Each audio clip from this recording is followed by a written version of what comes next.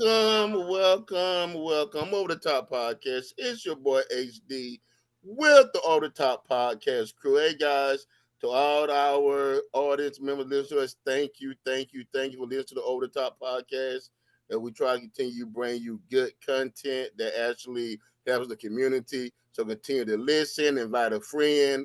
Also, if you can't listen on WDJY 99.1 FM, listen to our YouTube page. We have that available. We also have the Facebook page, and we are on Amazon, Spotify, and other areas where we get your podcast from. Did I miss anything, Miss T? No. You Okay, great. I don't understand why this happening. Miss T, what's going on? Start the pen. What's going on, T? How you doing? what up though? That's good. Dog Well, say I got things I want to say on the podcast tonight. I know. All right, Jay, what's going on, man? Oh, doing good. Oh, that was your dog. I thought that was Toya's dog. My dog's No, downstairs. no, I do apologize until we get our studio up and running. We got to deal with certain things. We get our studio Um, up and do, running. doing good. Thankful for the little things. That's right. Playmaker G, what's the deal, man? Hey man, I'm doing great. Okay, I love the excitement, sir. I love the excitement. Well, like always, we keep pushing. Toya, what we got on deck? All right. Dear Toya, I'm a widower and single dad of three wonderful young ladies. My girls are 10, 14, and 16. My wife passed 3 years ago, and because I truly miss my wife, I haven't had the need or wanted to date anyone else. But with my grief, I do find myself extremely lonely at times. My two oldest daughters say I need to start dating. And as I do listen to the show and I hear your complaints about the dating world, it scares me. My wife and I weren't a perfect couple, but we were perfect for one another. I don't think I can ever find another love like her, but I'm willing to try. What advice, if any, do you have for a single dad starting all over again?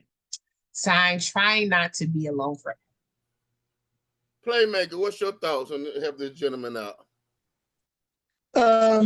So the first thing that kind of stood out to me when I was reading through the ex Toya was that he talked about how he loved his wife and all of that, which is excellent. My advice to him is, as he's seeking a new partner, try not to find a replacement, so to speak, with his wife, meaning not try to compare the new person to his wife, but make sure he is finding someone he's compatible with, but not trying to compare the new person to his wife.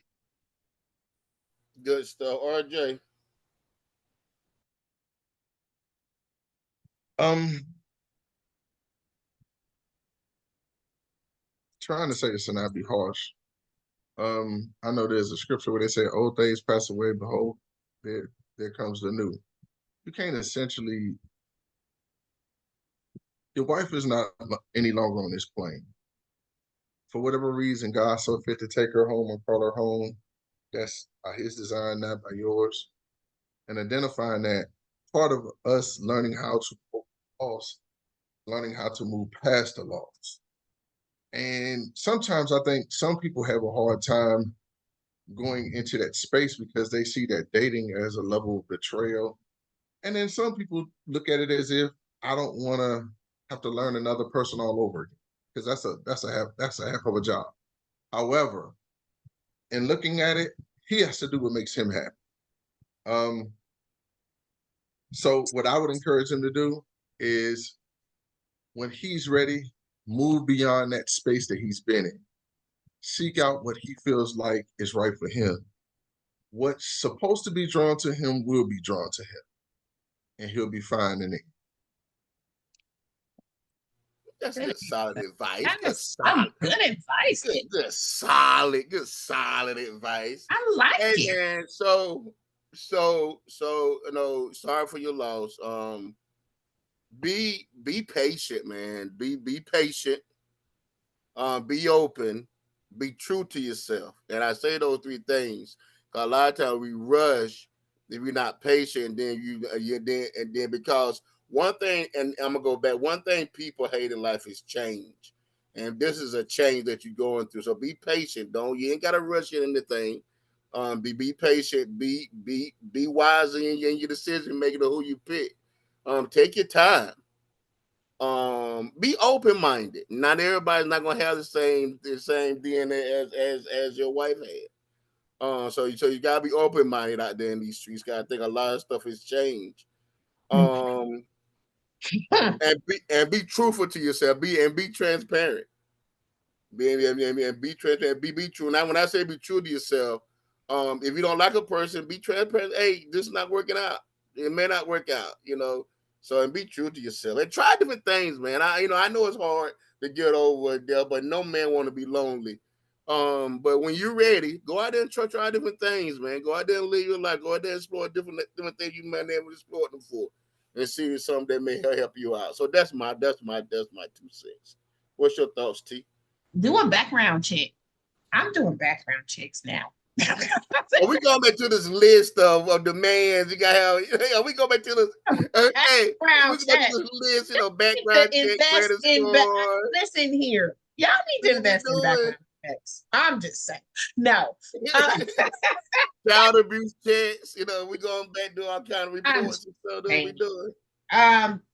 Trust the process. Take your time and communicate. Be open about what it is you're looking for and what it is you want. Communication is everything. I agree with what the fella said. You are not going to find what you had. Sometimes certain things are once in a lifetime, but also second time comes around and people are blessed. I'm not going to say that doesn't happen. People are blessed. I recently was at an event, and at our table, there were 2 couples. Both couples were widowers. All their spouses had passed from cancer. It was a cancer event, and they found each other. And these are older people like us, late in life people in their late 50s, early 60s. They all are dating. Well, they're dating, but they've been dating for a while. And the fact that they were able to find love in such a harsh way to lose love, like you're a widower, they were all widowers. I think God blesses you when you tragically lose somebody for a second time, just to place somebody special back into your life. So I just think, trust the process, take your time, communicate. Like, put all your cards on the table and don't stand for any, because these new women, they different, sir. I'm not even gonna lie. The women out here are different. And I meant that. Do a background check. I ain't playing. I'm doing background check. And I think communicate, I know a background check would be nice with the credit score and how many bodies you're out there. No, but and you deserve to be happy, man. Find your happiness, man. You don't have to settle. If you want to date multiple women, let them know up front. Look, I'm searching. I'm social dating. That's what it's called. But be honest with yourself. What you say? What you say, G? Or are you talking about a pleasure contract? No. Oh, yeah. You can have one pleasure contract. You want to. I don't think he's looking for a pleasure contract. Whatever he's looking for, go find it, brother. You're looking for pleasure contracts. If you're looking for polygamy, Amen. And then he has young girls. Find your happiness. He still has all 3 of his girls are still in the house. So he still has young kids, pretty much young kids. His oldest is 16. Yeah. Be careful. Yeah, be careful. What the hardest part about that is, though, guys, I think the one thing we gotta really realize, the hardest part about this is this. You have a measured understanding of what that particular person wanted and needed. Some of the, like y'all are really saying it without saying it. Some of the people that you're gonna meet later in life in some certain situations are not gonna have a measured understanding of what he's capable of giving. Mm-hmm. And people are not willing to meet you where you are now. They want you to be here, but they can be here. That's right. That part. That don't make sense. It does not. So I mean, I ain't saying, I'm perfect or relationships are perfect, but we need to really be scaled, so to speak, in our thought process as to how we date. And I think that's what he's really looking at. Because some women have unrealistic expectations. At 50, Right. Not some. A lot of women have A lot of unrealistic women at 50, I can't. expectations. At 50, if I got children in college, things of that nature, I can't take you on a trip every quarter. Maybe twice a year, I might can do something like that. Or See, I just read, that's so cool because I just read this thing and I think it's a good implement to put into, it's called the 222 rule. So to keep your relationship going, every 2 weeks you have a date. Every 2 months you do an overnight date. And then every 2 years you do a long vacation with each other. That way you're getting to know one another and you're still enjoying each other's time. Where I think that's feasible, 2, 2, and 2. I think I like that. I guess. And you're not spending a whole lot of different, money. but I guess. But if you're married, this was for married couples, actually. Well, man, my wife For going married spring couples. break next week, and we're gonna be together all week. We get all weekend. Yeah, but you still, But I you do and your understand. wife We like to still travel go with out each to other. dinner. Y'all still go on dates. Well, I go, mean, but getting away is depending upon your finances. Getting away is a good thing. Yeah, but it's that's not. right. But Getting see away what I is a said? It wonderful says thing. every 2 months, not a trip. Do an overnight. We might go uptown and stay at a hotel one night. That can be handled. Yeah, Every yeah. 2 years, do a long trip with each other. 2 years. That's different. If I can say every 2 months I can get out of this house away from these kids and everything that they do, if me and my significant other both have kids that are the same age, we are ripping and running and doing a whole bunch of stuff. So I every forgot. I'm at a different stage. I keep forgetting. I'm at a you different don't have stage. no, you a empty nester, but We I don't have still no kids. young kids. Well, we do, but we don't have.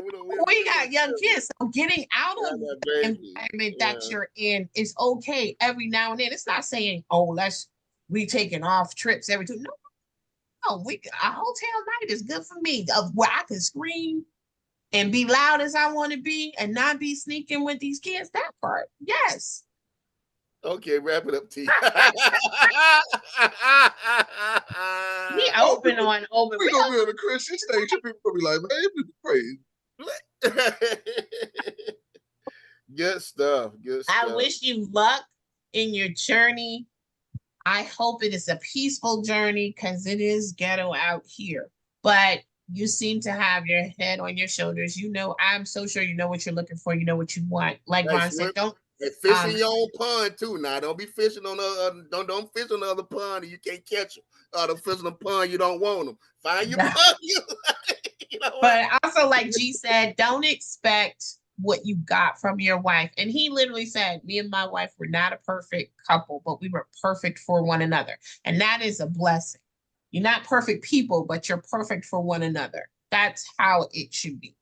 So, good luck. Let us know. Keep us posted. And updated. I like to get updates. And if anybody has any more questions, you can send them to Ask Toya, TOIA74 at gmail.com, or Ask Toya on Facebook, or Ask Toya or Toya, LTOIAEL on TikTok. Good stuff, guys. Good stuff. So we're gonna continue our little series on the two political parties. I know a couple of if you didn't get to see the show on the Black Republican Party, you can definitely find it on our YouTube channel. Please go back, listen, dynamic show. I'll get good insight on that. Tonight we're gonna jump on the Democratic Party a little bit and a little basis behind what's going on. So the Democratic Party was founded in 1828. The Democratic Party is supported expansive presidents of power, and the interests of slave states and agorism. I can't pronounce that word. Did I pronounce the word right? Ron? Agorism. Let me see. Agrarianism. Agrarianism. Agrarianism. There we go. Thank you. I want to make sure I got it right.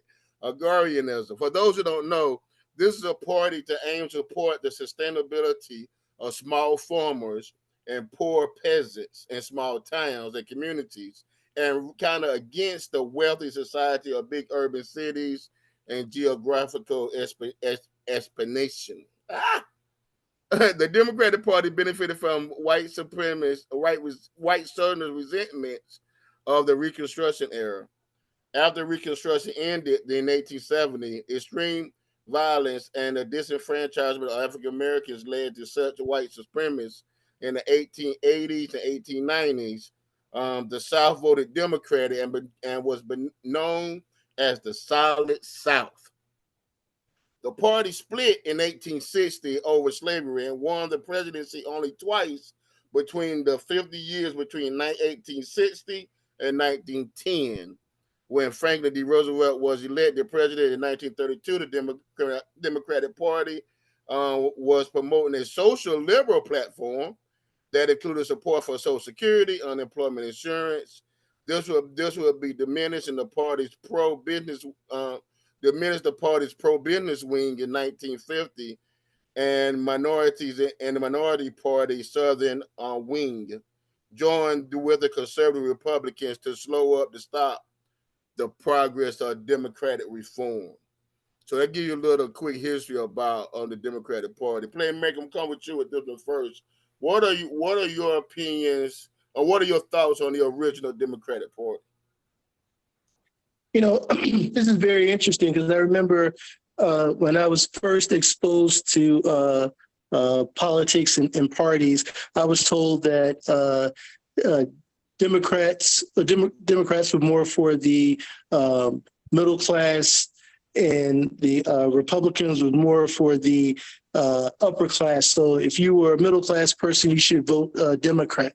But now listening at the history, we talked about they were looking at supporting the farmers and the smaller people and pushing out more of the presidential powers. I think that's, I think things have changed a lot since the original standing up of the party. So I think it's just very interesting to look how things are viewed now and how they originated. Good stuff. Ron, why do you believe that there was a shift in the ideas of the Democratic Party? Oh, I'm not muted. I thought I was muted. Hey, I want to shout out something. We HBCU students in here, and we have gathered a lot of information that has supported a lot of what we do on this page. Please know your history. Now I'm gonna hit y'all with something. Democrats used to be called Dixiecrats. I thought y'all was gonna say that, man. I thought y'all was gonna steal it. Hey, man, my goal. I'm just running the point guard. I let y'all get the alleys. I'm just running the point. I let y'all run the show. So when you think about Dixiecrats and what they were standing on, and this is the thing that's really disturbing about aspects of like the switch. The break in the political party was directly rooted in a lot of Jim Crow South aspects of things that lead to where we are right now, honestly, which is the history keeps repeating itself, because if I'm looking at the split in the Democratic Party, I'm also looking at history repeating itself with Trumpism right now, where we are right now, because the Republican Party is splitting itself. It's about to implode. But in looking at that question and really identifying what that answer is, when you think about the ideal shift, it was directly correlated with economics and directly correlated with aspects of things that took place in relationship to Republican principles not bearing out over a longer period of time. Franklin Delano Roosevelt came in with a lot of those social programs like welfare, and really started to facilitate and bring in what they call the New Deal.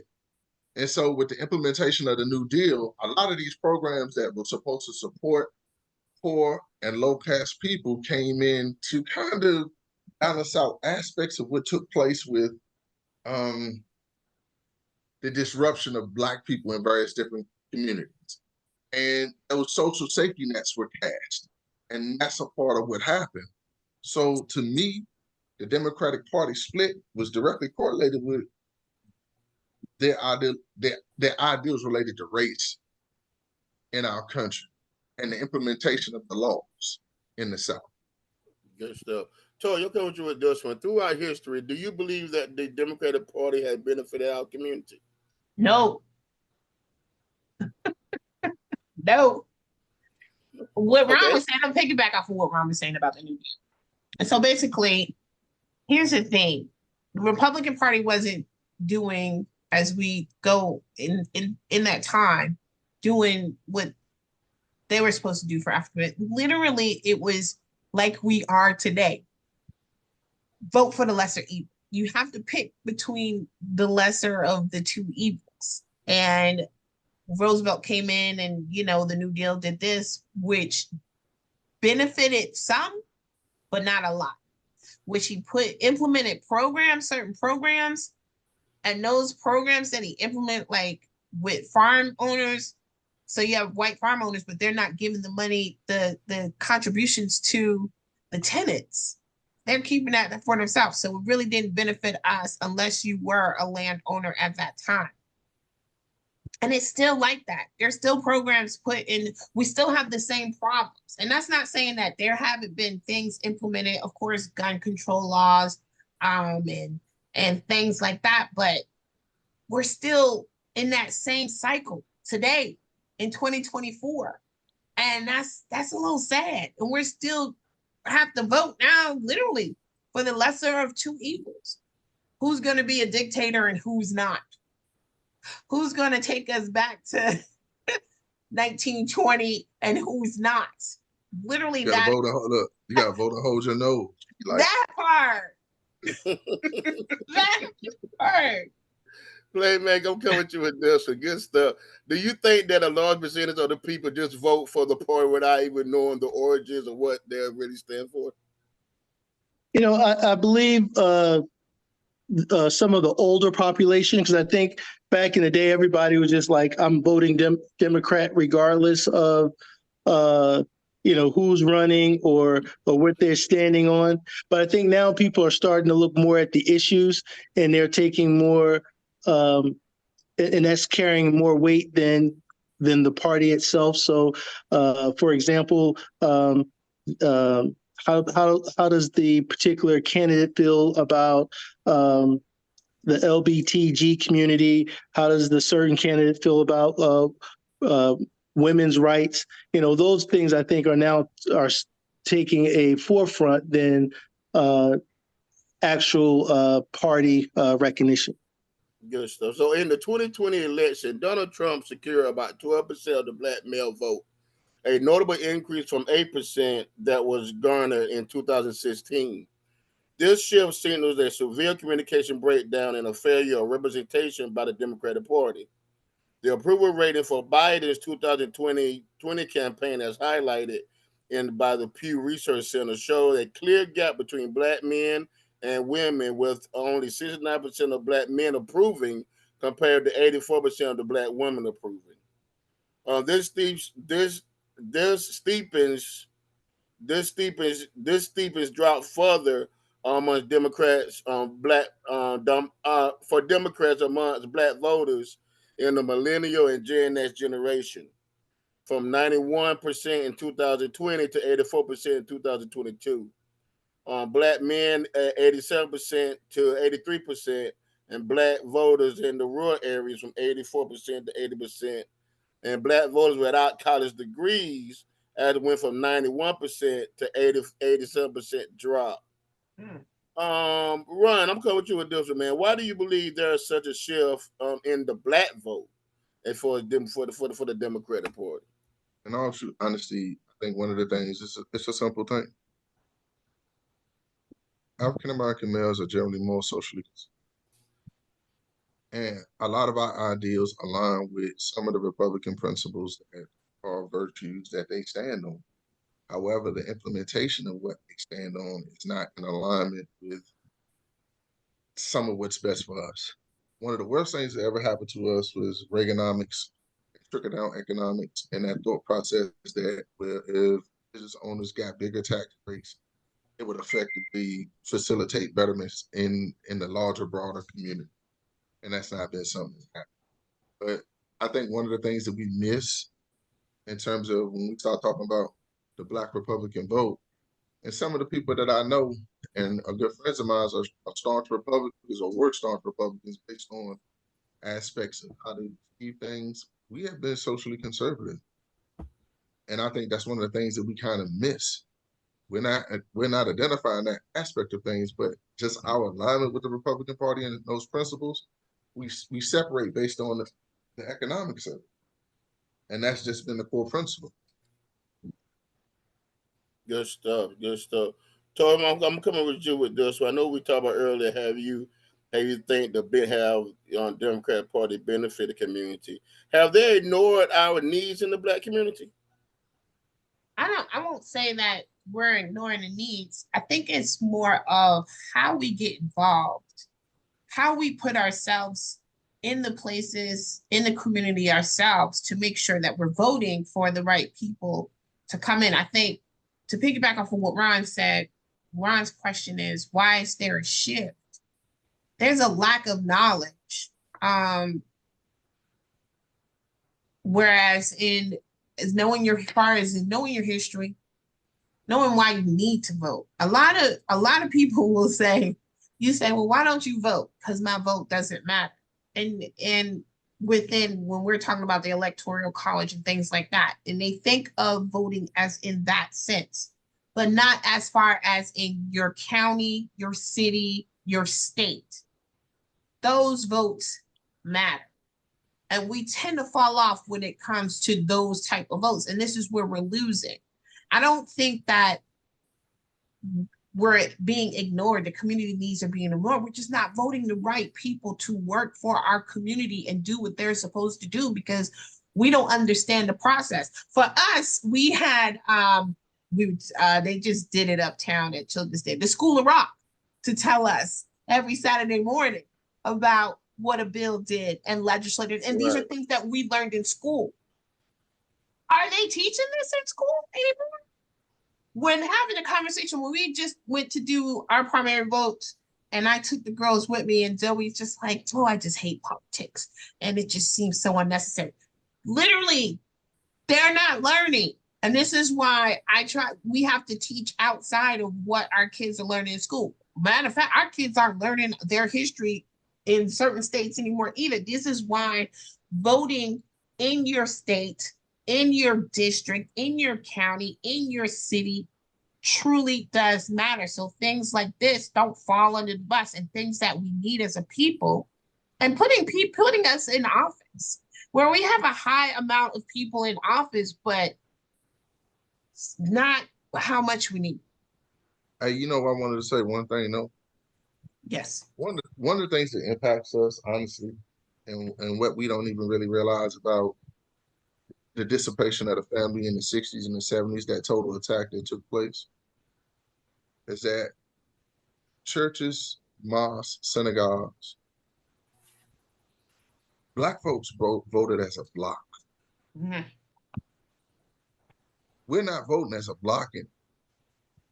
And they somewhere along the way, they came in with this thought process of saying that we stand in that. Black folks are not a monolith. Well, the Chinese don't say that, and still they economically prosper here in America. The Italians don't say that, but yet they can assimilate and prosper here in America. A number of different ethnic groups prosper here in America because a lot of times they don't necessarily sit there and vote. I don't know to say that they don't vote their conscience, but they vote in a block more often than not. And they vote their interests. And I'm going to tap this one thing. Ice Cube came in and tried to negotiate and get people on the same page. And you know what Vivica Fox and them said to him when they had him on, or when they spoke about some aspects of what, like he wanted to talk to the Democratic Party, Biden dismissed it. Trump was willing to sit down and talk to him or his people. So when you start thinking about that and him want to get that information back to the community, that's what we're missing. We're missing people to really galvanize folks and to really get them to understand we're getting out the vote and we're voting in this direction. This is going to impact our community, and we can hold them accountable when they don't operate in the manner in which they're supposed to operate. But because we have this rugged individualism and we don't even realize how much of our rights are being cut away from us, we're in a space right now where affirmative action gone. school admission rights gone. The ability for you to give money to Black businesses if you have a fund is gone. So these are things that are part of the economic prosperity of African Americans here in this country, and all those things have been attacked. Good stuff. Good stuff. Playmaker, I'm coming with you with this one. And I'm gonna rephrase it a little bit. Do you think it did Biden any good, or what's your thoughts when President Biden said, "If you don't vote for me, you're not Black"? What's your thoughts on that? And do you think they are taking the Black vote for granted? So I'll give you 2 points. Can you digest both of them? So what did I think when he made the statement? The same thing I thought when they said that people was going to go buy out these Trump sneakers. The same thing I thought when he was eating chicken and hamburgers with the Black family. They want to try to connect, but have challenges and difficulty trying to connect. And I think Biden wanted to be the voice. Well, let me rephrase that. I think Biden wanted the votes, but he didn't quite know how to obtain those votes. And that's why he said what he said. So that's the first part of the question. What was the second question? Do you think he's taking the Black vote for granted? So I think going back to a little bit what Ron said, I think the Black vote is so divided that, I think they acknowledge it, but I don't think that they value it the way that they should, because like Ron said, we're not voting in blocks anymore. So you're not going to please all Black people depending on what your stance. Some people are going to say, hey, I want this and this is important to me. And if you address that, I'll vote for you. But if you do that, you're going to neglect other Black folks' needs. So I don't even know if we truly have, minus when you come to pure race relation type things, if we do have a publicized Black agenda for either party to address. I think that's that in the sense of what Ron and G are saying. So when we think about history and we think about what made the move over to the Democratic Party from the Republican Party, well, we had the Great Migration, and then we had the Depression, and when we're losing jobs and we're not able to get federal jobs. Well, here's this president, here's this man that came in and said, look, I need your vote.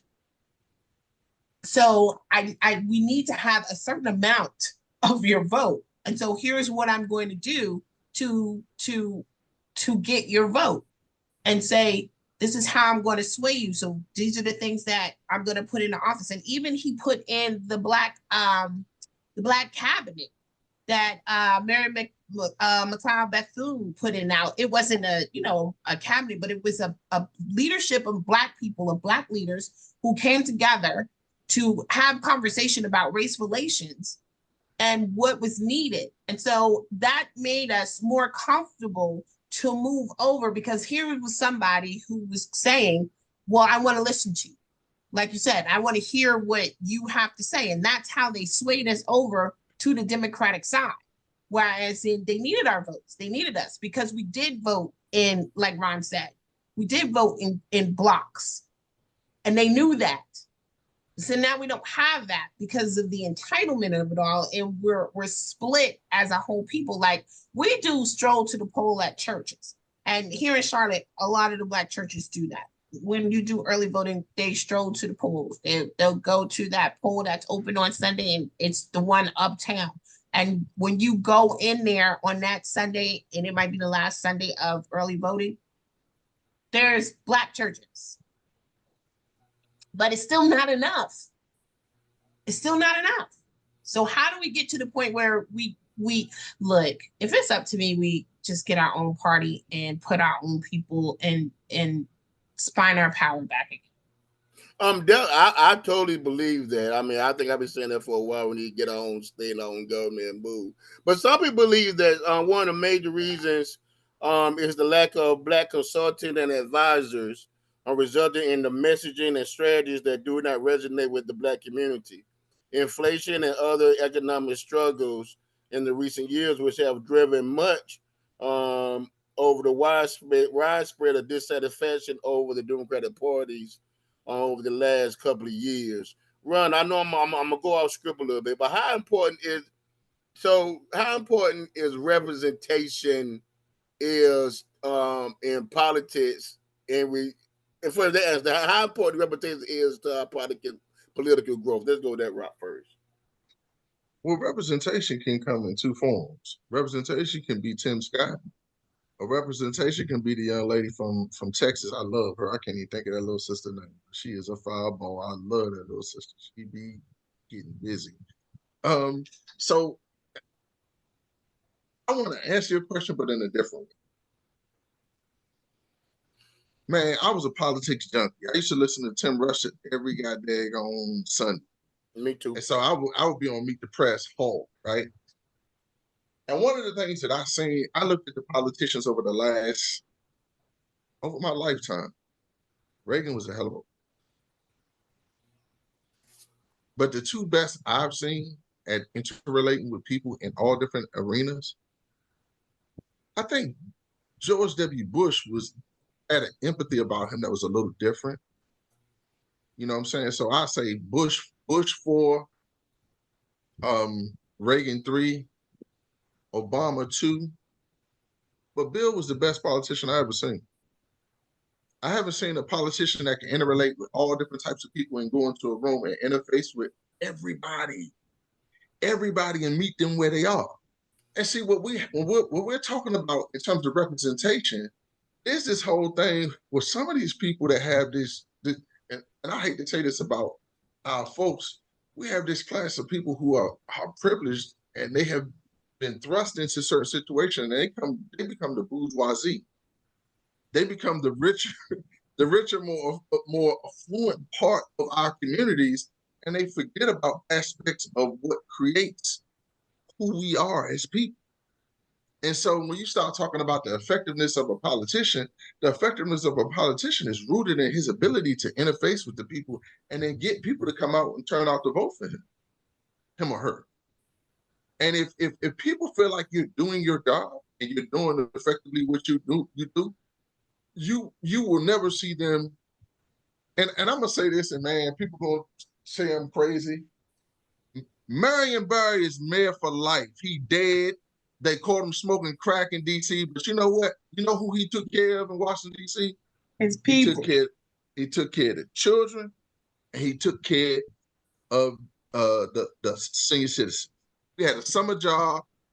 People weren't selling drugs. They had somewhere they could honestly go and get money. The uptick in drugs came when they cut summer youth program. Well, I'm gonna push back a little bit on it, guys. So, and I'm just asking. I don't know if the panel want to add it, but does the presidential moral actions, does that disqualify him or more qualify him for the job?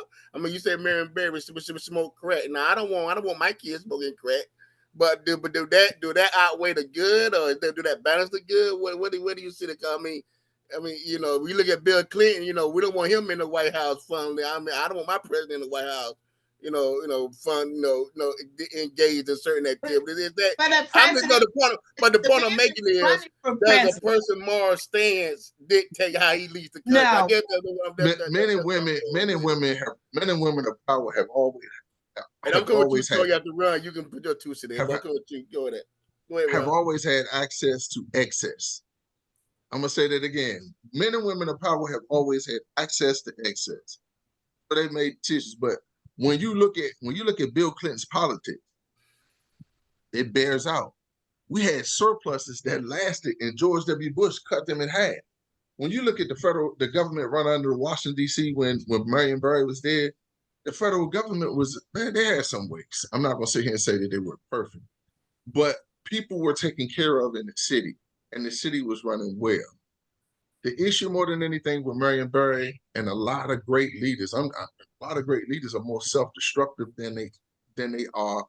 They're more constructive they're more constructive in the ways they help other people, and they're self-destructive to themselves. Put it that way. Okay, what do you think? Go ahead, Tori. What's your response to that? You got a man who's a felon running for president. Right? Does that Who has to- disqualify him? Spend it, and it doesn't matter to people. Now, to most people, it should matter, but obviously, this does not matter to a lot He ain't a of. felon yet. He ain't been convicted yet.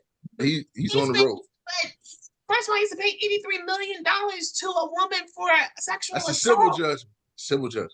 Still a sexual assault. I'm sorry. Well, yeah, I do agree And that that's that okay. was a sexual assault. And that's okay with people because literally you can see these videos and they're asking these people these questions. They're like, oh, but it was a misunderstanding, and him and his wife was on the break. Like they will make excuses for this man, like it's ludicrous. But it doesn't matter. Whereas before, it did matter. It mattered who your president was going to be. It mattered if he was a draft dodger or whatever. These things matter if he had morals and standards. Now, don't get it wrong. There's dirty stuff everywhere, like Ron said. But at the same time, you want to think that someone who's going to run your country is going to, one of the biggest countries in the world, is going to have a moral compass. And no, none of these. Nikki, Jump in that play. What's your thoughts? It is kind of interesting because if you remove the names of the individuals that are currently in the position, and if you ask me, if somebody has some issues, but if you look at the fruit of their work and their fruit is it does not correspond to their issue, I mean, it's kind of hard to say you don't side with that. I mean, Bill Clinton, he had his issue, but he still did what he was supposed to do in office, and I was okay. It didn't make me think he was a bad president. So, I understand. Now, when you put the names on it, and you look at Trump. Well, Trump got more stuff than just the stuff that he has done in court, so that's a little bit different. But I do trying think to steal a whole election, man. that's a little bit different. Allegedly, guys, we're not doing no kind of allegedly he tried to steal a whole election. Allegedly, he started an insurrection. He's on tape, sir. But the thing that you have to look at now, especially in today's society, is everybody is always spinning things, good and bad. So we had Michael Irvin about to lose his job because a woman said something, and he was innocent until proven guilty. And sometimes it doesn't. Sometimes you don't even have to be guilty to. Sometimes you can still be innocent and still have to deal with negative press and negative impacts of situations. So, I understand and I agree with everybody, but I do think that things can sometimes get twisted. And I'm a firm believer of the fruit of the tree and not just the tree. I agree with what you're saying, but the fruit of the other tree is nothing for us. There's no fruit on that tree. That tree is bare, and I don't think people see that there is no fruit. And I think for us, when we talk about Bill Clinton, literally that was the first time for some of us that we ever voted. Bill Clinton was my 93. I was 18 years old in 92, so that was my first vote. And so, yeah, that means a lot. And that's when we started actually paying attention to politics. More so than listening to our parents complain about it. But we literally started paying more attention to politics. Well, I started paying more attention to politics because now here is my right. And I have to pay attention to what I'm doing. I think we need to teach our kids more like that. Like, this is a right. People died for us to be able to have this right. And we need to use it accordingly. So I'll make one more question. I want just a quick answer because and it's kind of related to the Democratic Party because the Democratic Party, knowing ones that normally does this to them, when I talk about representation. So with Democratic Party, normally they'll give us, a black vice president, which is cool. We vote her in, which is great. But that was Biden saying, well, we're gonna put a black president if we get the black vote. We have Emmett Till Day, We have different, It's- and I guess I don't know if you classify these at Rosa Parks, the face on a stamp.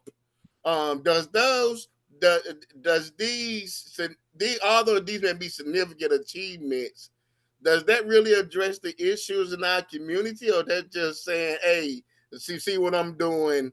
For me, can you see what I did? I gave you a day, I gave you a stamp. Does that move the needle for the Republican parties of to vote for them? What you think? Let's go with you with Double Run. Quick answer. Listen, that's why the Black Panther Party was so dangerous to America.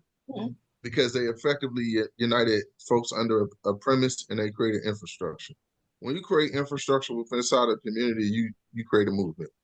Everybody, like Cat Williams said, everybody knows who we are. We don't know who we are.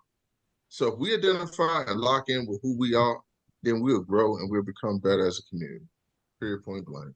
What's your And thoughts it's on not that, about a Tony? Democratic or the Republican Party. It's about us looking at aspects of who we are and aligning ourselves and accessing the American dream. That's just my opinion. That's how I see it. What's your thoughts on that, Tony? What was the question again? I'm sorry. The Democrat Party normally give us, I don't want to say tokens, but normally give us like a Rosa Parks Day or Emmett Till Day or stuff, It's symbolic appeasing. gestures. But how did They're that do appeasing us that? to keep us quiet and take your mind off of what's really going on.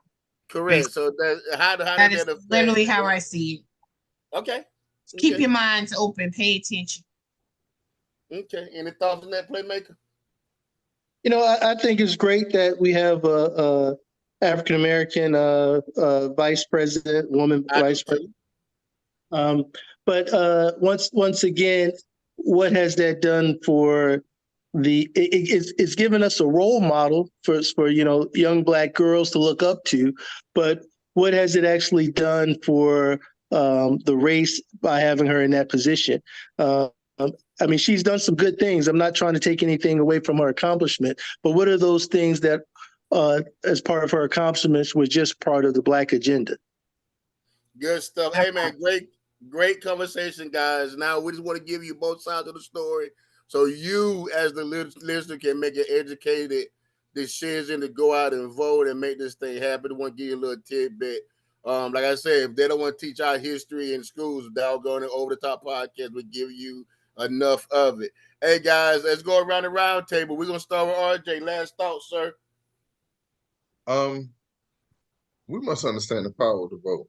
And in a truer sense, man, when you have somebody that's trying to find 11,000 votes with the thought process of gaining that means your vote does count. So effectively identify.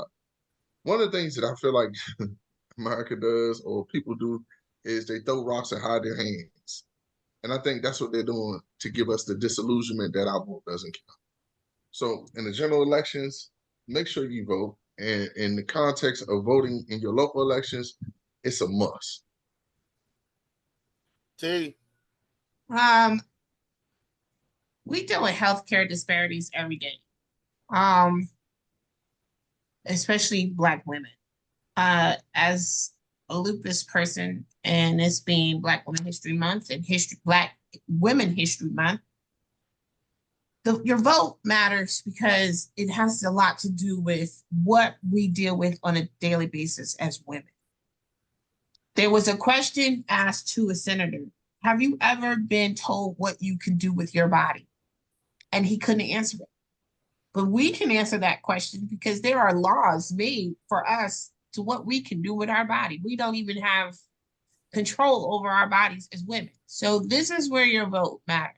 So this is why we were talking about voting so much. Please vote. It matters. Playmaker. I'm steer away from the voting today, which is probably odd for me. But I will say that even though Black History Month has passed, February Black History Month has passed, if you set goals to kind of help keep the Black dollar in the Black community, or to learn more about Black history, or whatever the goals that you set for Black History Month, try to extend those not to just February, but throughout the year. Good stuff. I might have a 2 points. We got a little early tonight, guys. Hey, that's cool. 2 points. I'm gonna piggyback on what Toya said with health disparities. It is popping to my head. Brothers, brothers, brothers, brothers, brothers. If you have to take your blood pressure medication, take your medication. Brothers, if you got to go to the doctor, go to the doctor, get checked out. The last thing we want to do, we're losing a lot of our young brothers, 30, 40, 50 years old, because they don't want to take they want to take their regimented medication. If you're not taking pharmaceutical medication, do your research and find what herbs that's out there that's similar that can take on the same effects to your body. Um, that's number one. Number two, hey guys, train your kids to do more than AAU basketball, football, basketball and football year. I love football year round. I'm a football sports fans, but they start teaching them about science. That fine science camp they can go to. That's fine, political camps go to get them more educated in other areas. Psychology, not no the sciences, the arts, Sam. the different businesses, different trades. That's fine. A multitude of things that we get our children in outside of the wishing from AAU basketball to make it to the pros because only 1% of the 1% gonna make it. And we still need professors, we need doctors, we need lawyers, we need electricians, we need presidents, we need congressmen, we need a lot of stuff that we can start teaching our children and put them in different programs now as they're young to develop them and to get them where we need to be. Hey guys, thank you again for joining in the Over the Top podcast. And like always, may your next move be the game changer. Peace.